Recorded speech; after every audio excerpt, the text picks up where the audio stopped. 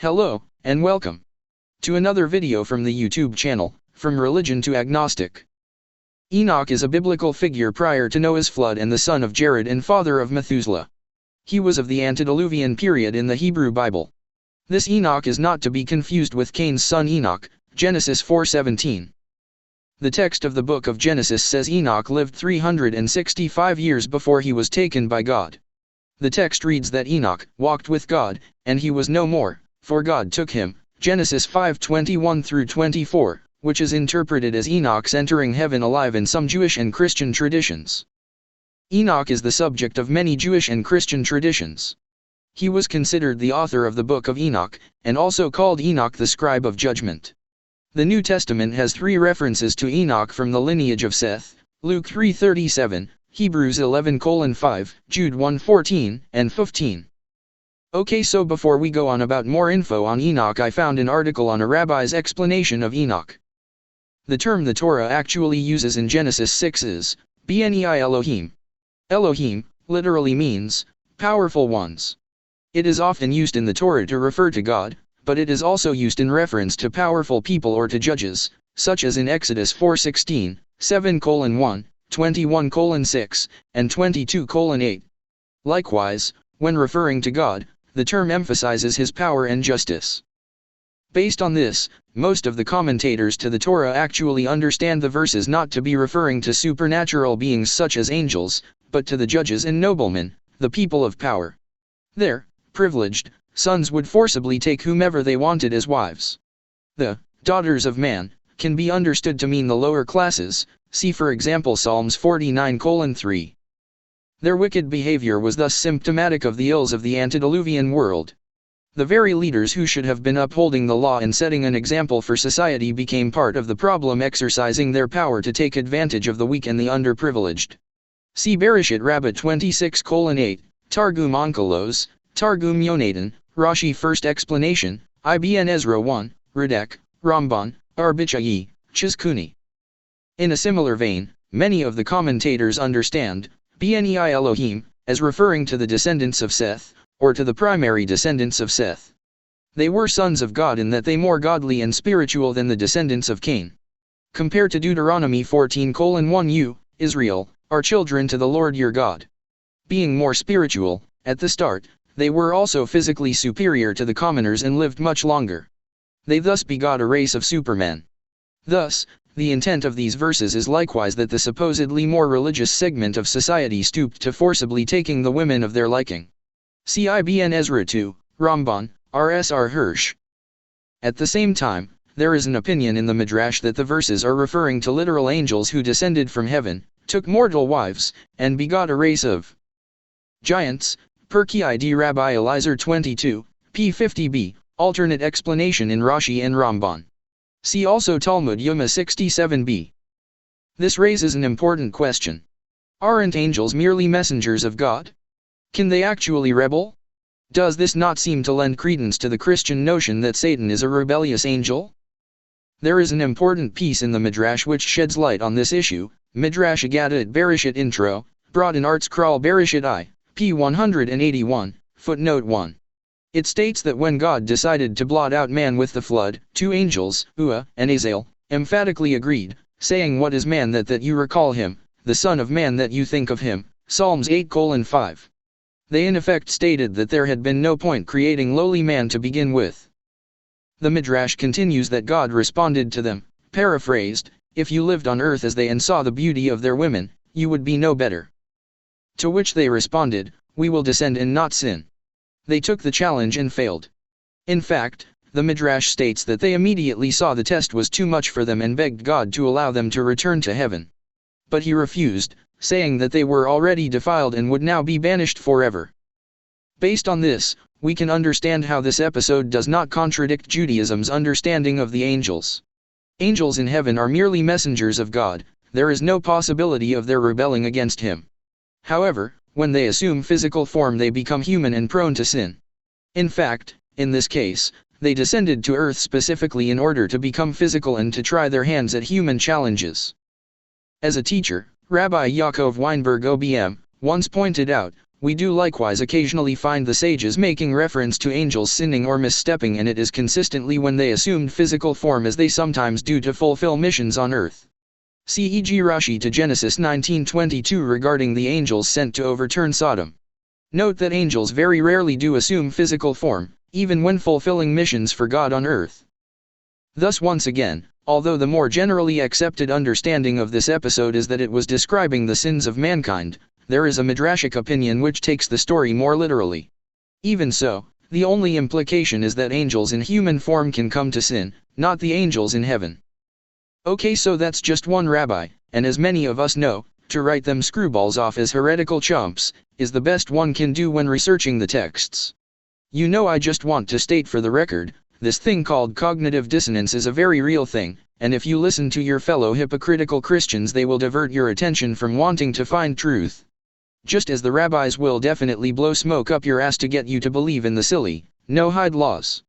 Laughing my ass off. Okay, so now there is a lot here to dig through, and one thing to keep in mind is, and I know many will not want to hear this, but in the search for the truth, one must learn the long of the text, as I have found myself. Meanings and the truth of said stories many times often get lost in translation or transliteration, thus changing and becoming a totally different story altogether. Enoch in the scroll of Bereshit, Genesis, as we are told is. Enoch appears in the book of Genesis of the Pentateuch as the seventh of the 10 pre-deluge patriarchs. Genesis recounts that each of the pre-flood patriarchs lived for several centuries. Genesis 5 provides a genealogy of these 10 figures, from Adam to Noah, providing the age at which each fathered the next, and the age of each figure at death. Enoch is considered by many to be the exception, who is said to not see death, Hebrews 11:5. Furthermore, Genesis 5:22 through 24 states that Enoch lived 365 years, which is shorter than his peers, who are all recorded as dying at over 700 years of age. The brief account of Enoch in Genesis 5 ends with the cryptic note that he was not, for God took him. And now there is so much more we can dig into here, but for the sake of time we will explore much further in the future videos. Next, we have Enoch in the Apocryphal Books. 3 extensive Apocrypha are attributed to Enoch. Book of Enoch, composed in ancient Ethiopian Semitic language and preserved in Ge'ez, first brought to Europe by James Bruce from Ethiopia and translated into English by August Dillman and Reverend Scuddy, recognized by the Orthodox Tewahedo churches and usually dated between the 3rd century BC and the 1st century AD. Second Book of Enoch, or the Book of the Secrets of Enoch, written in Old Church Slavonic, first translated in English by William Morfill, usually dated to the 1st century AD. 3 Enoch, a rabbinic text in Hebrew usually dated to the 5th century AD. These recount how Enoch was taken up to heaven and was appointed guardian of all the celestial treasures, chief of the archangels, and the immediate attendant on the throne of God. He was subsequently taught all secrets and mysteries and, with all the angels at his back, fulfills of his own accord whatever comes out of the mouth of God, executing his decrees. Much esoteric literature like the 3 Enoch identifies Enoch as the Metatron, the angel which communicates God's word. In consequence, Enoch was seen, by this literature, and the rabbinic Kabbalah of Jewish mysticism, as having been the one which communicated God's revelation to Moses, in particular, the dictator of the Book of Jubilees. Let's look at Enoch in the Book of Giants. The Book of Giants is a Jewish pseudepigraphal work from the 3rd century BC and resembles the Book of Enoch. Fragments from at least 6 and as many as 11 copies were found among the Dead Sea Scrolls collections. And for those unfamiliar with the Book of Giants, let's pause, and give a little background on this said book. The Book of Giants is an apocryphal Jewish book which expands the primeval creation to end-of-time narrative of the Hebrew Bible and, by its multifaceted elaborations on divine decrees of warning and doom, ties the ancient prophet Enoch closer to his generally recognized storyline, as collectively put forth in various Enochic traditions, than does even the story's principal treatise of 1 Enoch. Together with 1 Enoch's Book of Watchers, as Enochian scholar James C. Vanderkam maintains, it stands as an attempt to explain how it was that wickedness had become so widespread and muscular before the flood. In so doing, it also supplies the reason why God was more than justified in sending that flood. The giants' discovery at Qumran dates the text's creation to before the 2nd century BC. The Book of Giants is an antediluvian, pre-flood, narrative that was received primarily in Manichaean literature and known at Turfan. However, the earliest known traditions for the book originate in Aramaic copies of a book of giants among the Dead Sea Scrolls. References to the giants' mythology are found in Genesis 6:1-4, the books of Enoch, Ethiopic, Slavonic, Hebrew, Greek, Jubilees, Genesis Apocryphon, 2 and 3 Baruch, Slavonic, the Damascus document, and visions in Daniel 7:9-14. This book tells of the background and fate of these antediluvial giants and their fathers, the Watchers, called Grigori in the Slavonic 2 Enoch, the sons of God or holy ones, Daniel 4:13 and 17, who rebelled against heaven when in forbidden violation of the strict boundaries of creation, they commingled, in their lust, with the daughters of men.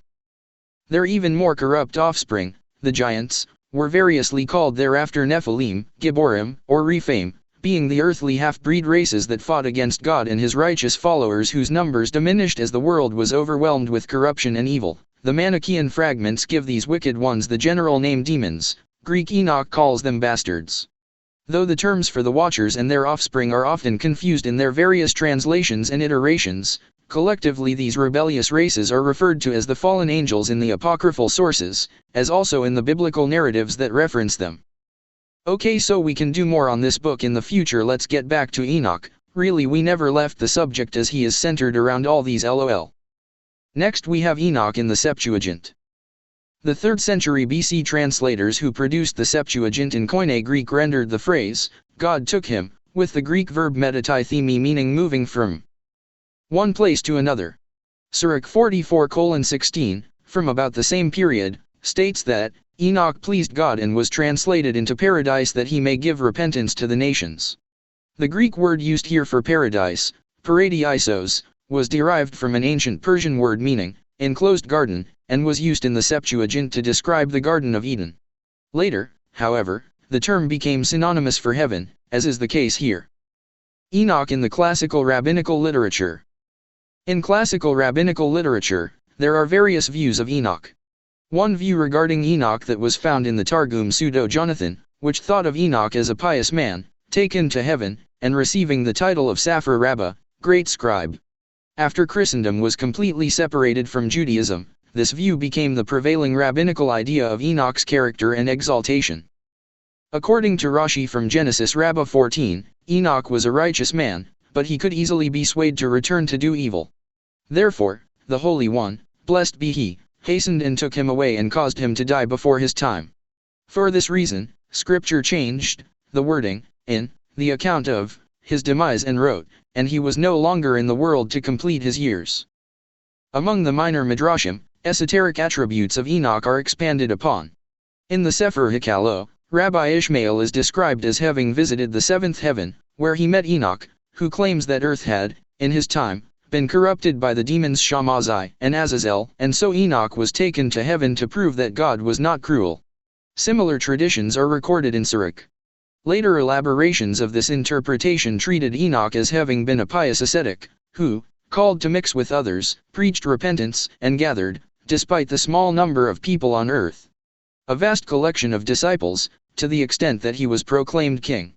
Under his wisdom, peace is said to have reigned on earth, to the extent that he is summoned to heaven to rule over the sons of God. And in Christianity, the New Testament contains 3 references to Enoch. The first is a brief mention in one of the genealogies of the ancestors of Jesus by Luke, Luke 3:37. The second mention is in Hebrews 11:5, KJV, which says, by faith Enoch was translated that he should not see death, and was not found, because God had translated him, for before his translation he had this testimony, that he pleased God. This suggests he did not experience the mortal death ascribed to Adam's other descendants, which is consistent with Genesis 5:24, KJV, which says, and Enoch walked with God, and he was not, for God took him. The third mention is in the Epistle of Jude, 1:14-15, where the author attributes to Enoch, the 7th from Adam, a passage not found in Catholic and Protestant canons of the Old Testament.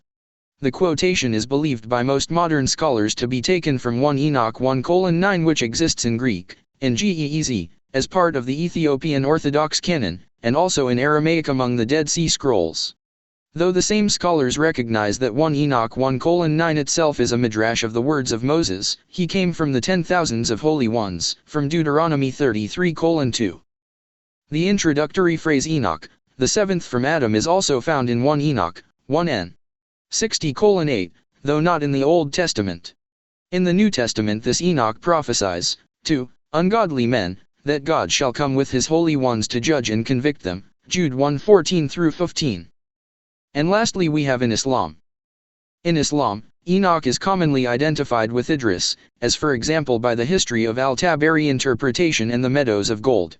The Quran contains 2 references to Idris, in Surah Al-Anbiya, the Prophets, verse number 85, and in Surah Maryam, Mary, verses 56 and 57.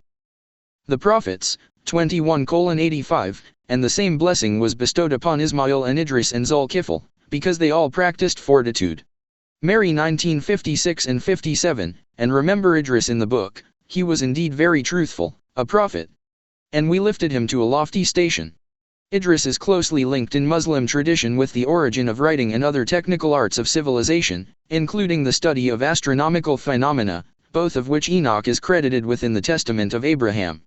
Nonetheless, although some Muslims view Enoch and Idris as the same prophet while others do not, many Muslims still honor Enoch as one of the earliest prophets, regardless of which view they hold.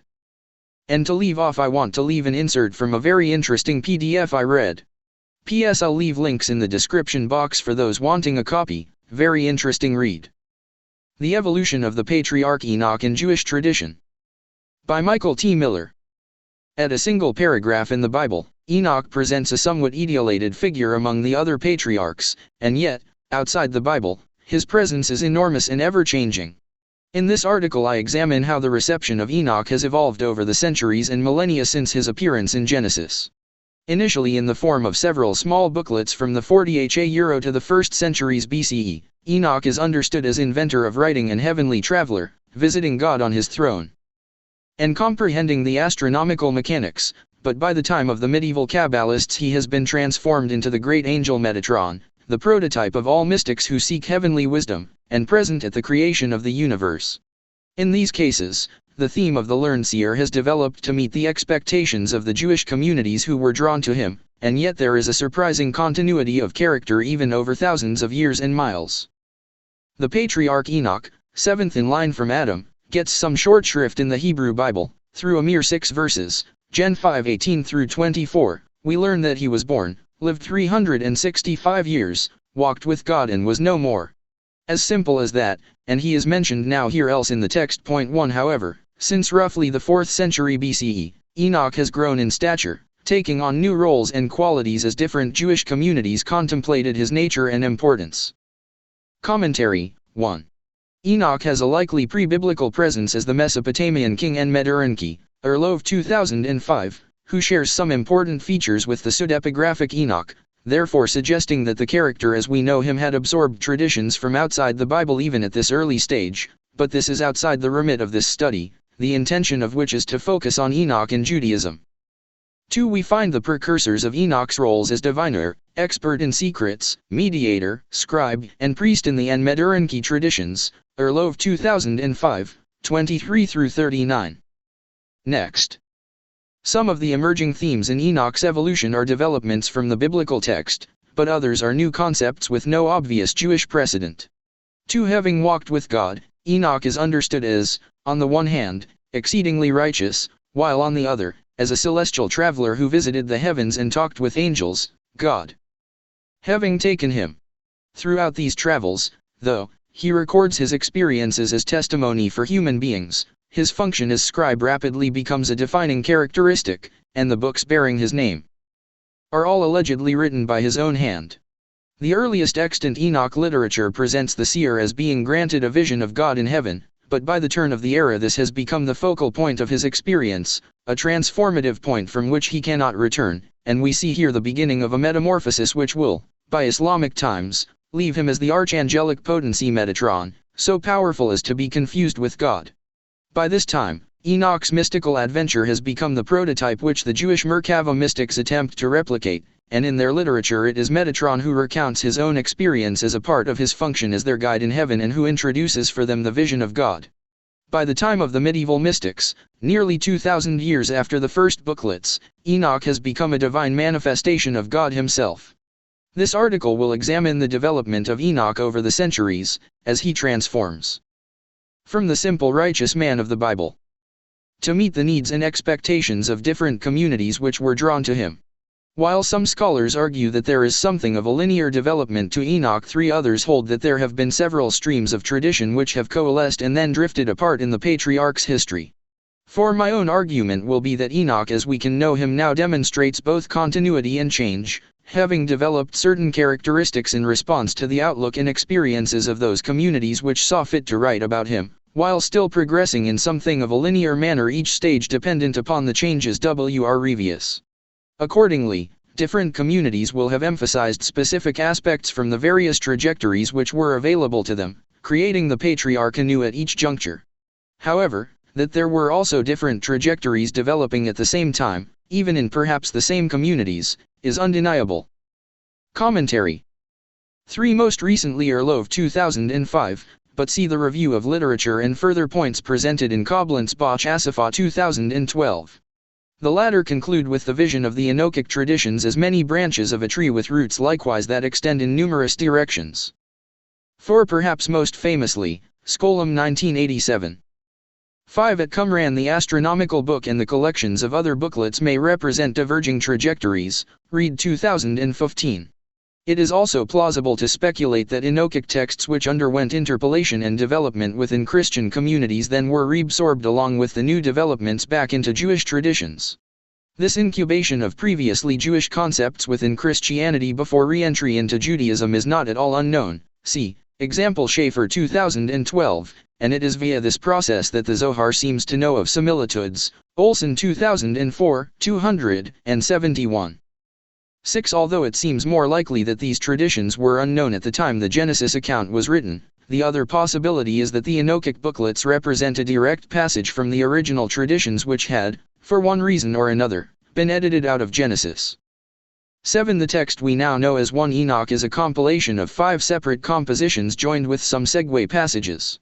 It is preserved in singular form only in Ethiopic, but most, all but the similitudes, of the booklets have been found as Aramaic fragments at Qumran, evidently having been much longer originally than the extant version. There is also a unique text there, the Book of Giants, Milok 1976. The titles of the booklets are all from modern scholars and thus have some variation. Okay, so there is only a portion of said PDF. If you want to read the whole thing, please follow link in the description below. As for Enoch, like I said, there is so much more. But for the sake of the video I will save some research for you, lol. Happy researching. Well, that will do it for this video. Have a great day, and be safe. If you enjoyed this video, please think about subscribing, as well as hitting the like and sharing would help out a lot. Thank you all, peace out y'all.